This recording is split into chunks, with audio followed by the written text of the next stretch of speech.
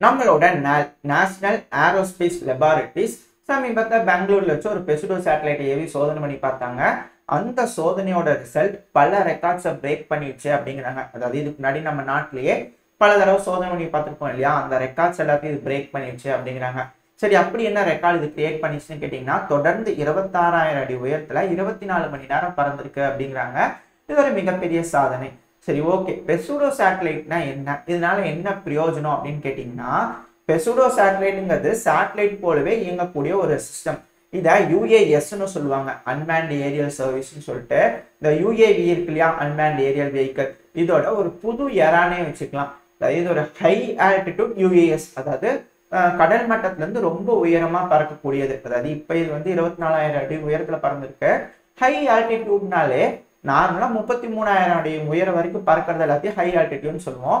So 33,000 அடி உயரத்துல வந்து பாத்தீங்கன்னா இது போல பெசுடோ சேட்டலைட் பறந்துட்டு இருக்கு அப்படின்னா, அதுவும் லாங் என்டியூரன்ஸ், இது போல 24 மணி நேரம்ன்றது இப்போ ஆனா சில நாடுகள் கிட்ட சில மாசங்கள் வரைக்கும் தொடர்ந்து பறக்கக்கூடிய வகையில, சில வருஷங்கள் வரைக்கும் கூட தொடர்ந்து பறக்கக்கூடிய வகையிலலாம் சோதனை போயிட்டு இருக்கு.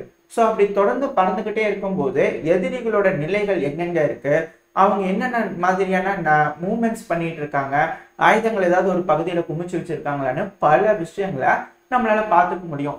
இப்போ ஆன்டி சேட்டலைட் கில்லர்னு சொல்லிட்டு ரஷ்யா தரப்புல MiG-41 ரெடி பண்ணி ஒரு அணு ஆயுதத்தை ஏவி விட்டாங்கன்னு வச்சுக்கோங்க, யாரோட சேட்டலைட் வேலை செய்யுது. அப்படி இருக்கும்போது நம்ம சீனாவை கண்காணிக்கும் இல்லை பாகிஸ்தானை கண்காணிக்கும் போது இம்மீடியட்டா ஒரு சேட்டலைட் லான்ச் பண்ணாலும் அதனால ஆப்ரேஷன் பண்ண முடியுமா, இல்லை போய் அந்த இடத்துல இருந்தாலும் நம்மளுக்கு ஏகப்பட்ட செலவெல்லாம் இருக்கும்.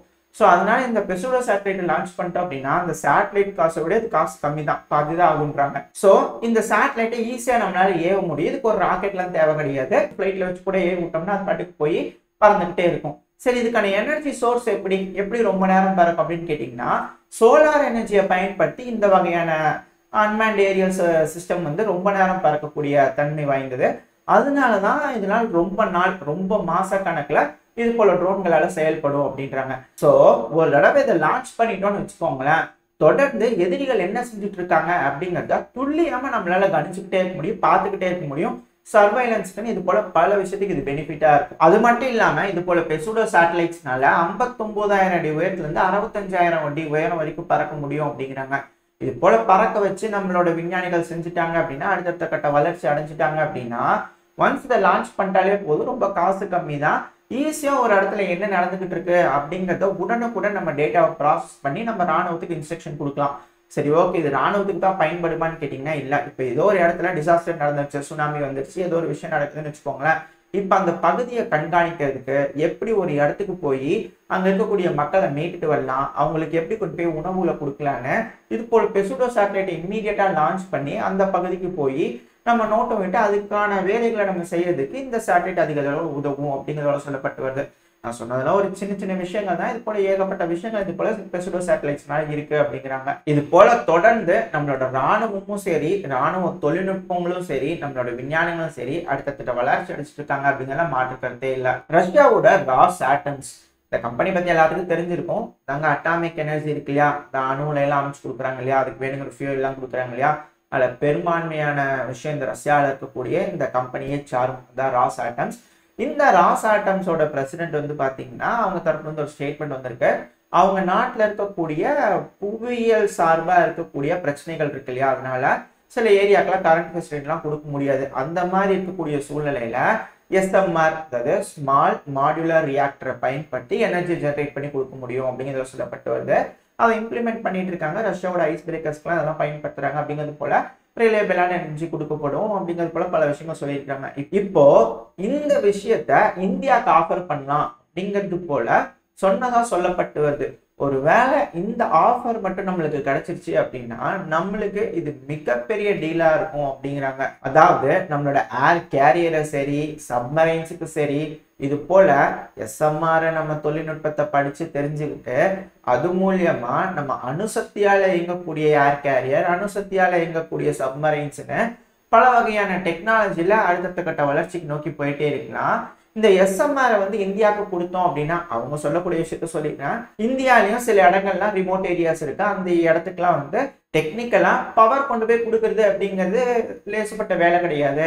இப்போ அந்த மாதிரியான ஏரியாஸ்க்கு இது போல SMR வச்சு கொடுத்துட்டோம் அப்படின்னா அந்த இடத்துக்கு வேணுங்கிற பவர் வந்து அங்கிருந்து ஜென்ரேட் பண்ணிக்கலாம். இது ரொம்ப ரிலையபிளாகவும் இருக்கும், கான்ஸ்டன்டான பவர் ஜெனரேஷன் சோர்ஸாகவும் இருக்கும் அப்படிங்கிறது போல அவங்க தரப்புன்னு சொல்லிக்கிறாங்க. ஒன்ஸ் இந்த டெக்னாலஜி நம்மளுக்கு கிடைச்சிருச்சு அப்படின்னா இதை பயன்படுத்தி நம்ம அடுத்த வளர்ச்சிக்கு போயிட்டோம் அப்படின்னா நம்மளோட ராணுவத்தை யாராலையும் அசிச்சிக்க முடியாது அப்படிங்கிற மாற்றுக்கருத்து இல்லை. கூடிய சீக்கிரம் இந்த ஒப்பந்தம் கையெழுத்தாகணும், இது போல ஒரு விஷயம் நடக்கணும் அப்படின்னு நான் நினைக்கிறேன். இதை பத்தி நீங்க என்ன நினைக்கிறீங்க அப்படிங்கிறத மறக்காம கமெண்ட் செக்ஷன்ல சொல்லுங்க. அதாவது அவங்க நம்மளுக்கு டெக்னாலஜியை டிரான்ஸ்ஃபர் பண்றாங்கன்னு சொல்லல, ஆஃபர் பண்றதா இருக்காங்கன்னு தான் செய்திகள் வந்துகிட்டு இருக்கு. ஒன்ஸ் நம்ம கிட்ட கிடைச்சிருச்சுன்னா அது எப்படி வேலை செய்யுது என்ன ஏங்கிற விஷயங்கள் தெரிஞ்சுட்டா நம்மளும் அது போல உருவாக்குறதுக்கு வாய்ப்புகள் இருக்கு. ஒரு வேலை நல்லா க்ளோஸா பழகும் போது அவங்க நம்மளுக்கு இதுக்கான டெக்னாலஜி சொல்லிக் கொடுக்கறதுக்கு வாய்ப்பு இருக்கு, இல்லை நம்மளோட விஞ்ஞானிகளை கண்டுபிடிக்கிறதுக்கு கூட வாய்ப்புகள் அதிகம் இல்லையா? அதை வச்சு சொல்றேன், இது போல விஷயங்கள் கிடைச்சுன்னா நல்லா இருக்கும் அப்படிங்கிறது போல உங்களோட கருத்துக்களை கமெண்ட் செக்ஷன்ல சொல்லுங்க. ரஷ்யா உக்ரைன்ல இருக்கக்கூடிய டின்ப்ரோவோட ஹைட்ரோ எலக்ட்ரிக் பவர் பிளான்ட் மேல தாக்குதல் பண்ணியிருந்தாங்க. அந்த வீடியோ பதிவு லோட் ஆயிருக்கும். இது நடந்தது மார்ச் 22 இப்ப இந்த தாக்குதல் நடந்துச்சு. அது இதுக்கு மேல வேலை செய்யாது, ரொம்ப நாள் ஆகும். உதாரணத்துக்கு ஒரு 2 to 3 மாசத்துக்கிட்ட ஆகும் அப்படிங்கிறத சொல்லப்பட்டு வருது. அந்த வீடியோ பதிவு பார்க்கும்போது தெரியுது ஒரு ப்ரிசைஸ்டு ஹிட் அப்படின்னு, அதாவது எக்ஸாக்டா துல்லியமான தாக்குதல் அப்படிம்பாங்கல்ல, அது போல தெரிஞ்சிருக்கு. அந்த டேம் அடிக்கணும்னு நினைச்சிருந்தாங்கன்னா அதை ஈஸியாக நடத்தி இருந்துக்கலாம் ரஷ்யா. பட் ஆனால் அந்த ஹைட்ரோ எலக்ட்ரிக் பவர் பிளான்ட்டை மட்டும் குறி வச்சு தாக்கி வச்சுக்கிறாங்க.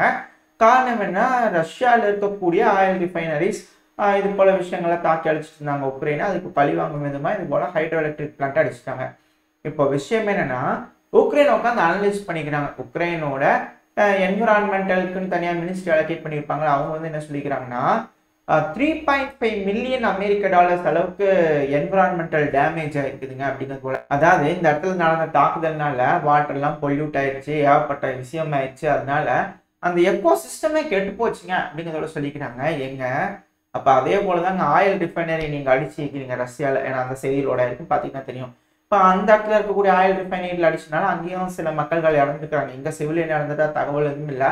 பட் நாங்கள் வந்து பார்த்தீங்கன்னா 2 பேர்கிட்ட இறந்துருக்குறாங்க அப்படிங்கிறாங்க. இது 4 நாளைக்கு முன்னாடி நடந்தது. இது மார்ச் 22 நடந்தது. அங்கேயே வந்து ஏர் பொல்யூஷன் ஆயிருக்கு, ஏகப்பட்ட விஷயங்களா இருக்கும். இப்போ அதுக்கு உட்காந்து ரஷ்யா எல்லாத்துக்கும் கணக்கு போட்டு இவ்வளோ ரூபாய் சேதாரமா இருக்கு அப்படிங்கிறத உக்ரைன் கிட்ட கேட்டுருந்தாங்கன்னா இது எப்படிங்க செல்லுமா, இல்லை என்ன மாதிரி கணக்கு இது? ஏன்னா அவங்க ஒரு $3 trillion செலவு ஆகும்ட்டான்னு வச்சுக்கோங்களேன். உக்ரைனால தான் தர முடியுமா அப்படிங்கிற ஒரு கேள்வி இருக்கு இல்லையா? மாடி சூட வேண்டியதுதான் 3 மில்லியன் 5 மில்லியன் 6 மில்லியன் அப்படிங்கிறது போல இந்த பணங்கள் அதிகமா உக்ரைனுக்கு தேவைப்படுதா அப்படிங்கிறது போல ஒரு கேள்வி வருது இல்லையா? ஏன்னா மேற்குலக நாடுகள்லாம் எய்டு பணத்தை கொடுக்க பாக்குறாங்க. பணம் கொடுக்குறாங்களா இல்லை எப்படி மிசைல் கொடுக்குறாங்களா, கொடுக்குறேன்னு சொல்லி பணம் கொடுக்குறாங்களா? உங்களுக்கு இதில் புரிஞ்சிருக்கும்னு நினைக்கிறேன். ஏன்னா நம்ம ஊர்ல அரசியல் பத்தி பேச சொல்லியிருந்தீங்க. சும்மா ஒரு துணுக்கு செய்தியா சொல்லிட்டு போறேன். இப்போ நம்ம ஏரியாவில் வந்து பார்த்தீங்கன்னா ரோடு இல்லை அப்படின்னா தார் ரோடு போடணும். ஏன்னா தார் ரோடு போட்டால் தான் வருஷத்துக்கு ஒரு அளவு போட முடியும். ஒரு எலெக்ஷனுக்கு ஒரு அளவு போட முடியும், சரிங்களா? அப்படி போடும்போது ஒரு தடவை ரோடு போடும்போது ஒரு சில விஷயங்கள் பெனிஃபிட் வந்து நம்மளுக்கு இருக்கு, போடுறவங்களுக்கு இருக்கு இல்லையா? அதாவது இந்த போடுற கம்பெனிக்கு சொல்றேன், புரியுதுங்களா? இப்போ அதே போல தானே வந்து இங்கே இருக்கும். ஒரு தடவை எய்டு கொடுக்கும்போது அதை வாங்கக்கூடிய உக்ரைனுக்கு இருக்கு, கொடுக்கக்கூடிய கவர்மெண்ட்டுக்கும் இருக்குமா? அதாவது கம்பெனி தயாரிக்கிறாங்க இல்லையா, அவங்களுக்கு சொல்ல வரேன்.